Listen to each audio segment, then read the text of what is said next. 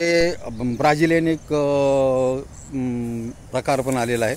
Brazilian प्रकारामध्ये Australian आणि Brazilian Australian प्रकारामध्ये गिर गाईचं त्यांचं जे प्रमाण आहे तर त्यांनी सांगितलं की बाबा 65 लिटर दिवसाला दुधापर्यंत ती जाते। 3 वेळेस तिचं दूध काढावं लागतं। तर ते संकर आहे।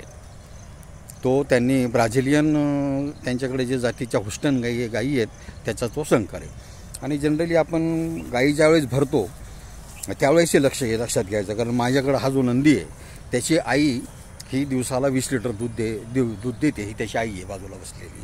त्याच्यामध्ये फक्त एकच व्यंग आहे की ती आईनं झाल्याबरोबर त्याच्या शिफ्टीवर पाय दिलं। तर अशा पद्धतीचा जो वळू आहे तर तशा पद्धतीचे वळू करून आपण गीर गाय भरून घ्यायला पाहिजे।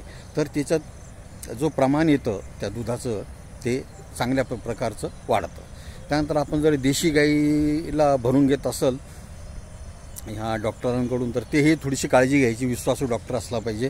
नाहीतर मग ते काय आयऱ्या कुठल्याही गिरवळूचं ते सिमेन असतं आणि त्या सिमेनपासून मग आपल्याला दुधाळ जनावरं भेटत नाही। तर आपण जर योग्य प्रकारे दुधाचा व्यवसाय किंवा गाई जरी घरच्यासाठी घ्यायच्या असतील तर गाई घेताना ही काळजी घ्या, म्हणजे मग आपण फसणार नाही।